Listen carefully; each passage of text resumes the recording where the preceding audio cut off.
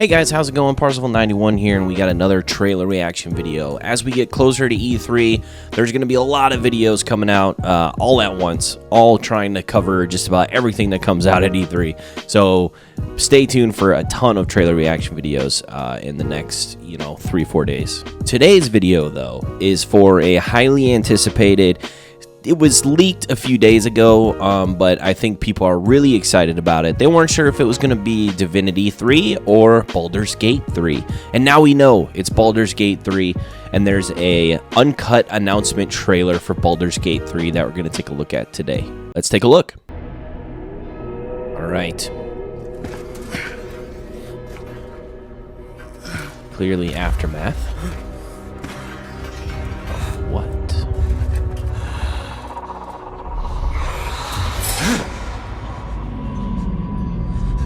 He's losing it. He is losing it. Are those his teeth?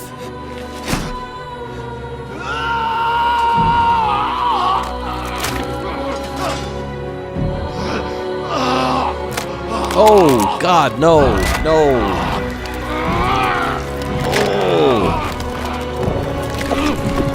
That's a pretty awesome transformation, though.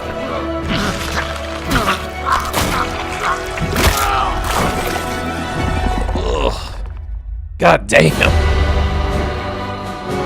Oh. Ooh, it's like a Cthulhian looking soldier guy. That's cool. Whoa. You see this guy? There's like hundreds of them up there. And then a giant fucking tentacle. Oh my god, dude. Alright, so a little bit of backstory on me and the Baldur's Gate series. There is none. I haven't played either of the Baldur's Gate games. I know what types of games they are, but it's not really a genre which I've played a whole lot of or have been exposed to much at all. I know Divinity Original Sin 1 and 2 are probably the most recent, maybe the best, arguably, of this genre, at least of the more recent games in the genre. And I've thought many times about going back, or at least going and playing Divinity Original Sin 2, just to see what all the fuss is about. And now I'm actually thinking about going back and playing Baldur's Gate 2, possibly, to see what Baldur's Gate is all about before the third one comes out.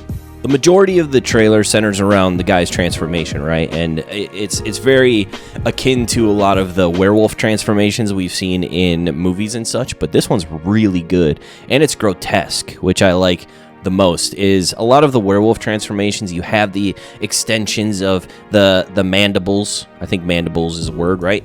And then you have the extensions of the legs, and then the hair coming out, and the teeth, and the snout and stuff. And this one was a lot more gruesome because you had like the tentacles coming out of his mouth, and like his face like changing, and he like threw up all his teeth and everything. Oh man, ugh. I just think about it again, and it makes me queasy. But it was a really cool transformation scene that they did. I don't know if the previous games in the Baldur's Gate series had a lot of like Cthulhian influences. Maybe you guys can tell me in the comments. But that's what I got from the guy that he transformed into. Was he looked very Cthulhian. He had, he was a humanoid-looking creature, but he had like the tentacles and stuff that you typically see in that sort of lore. And then at the end, it was awesome because you're kind of focused on the single guy, but if you look in the background, there's like hundreds of guys in the sky floating, and then there's a giant tentacle. And I mean, that obviously I think is showing us the main army or enemy that we'll be fighting. And much like kind of Game of Thrones and the White Walkers, where the White Walkers would cut down a bunch of guys, but then the Night King could raise them up again.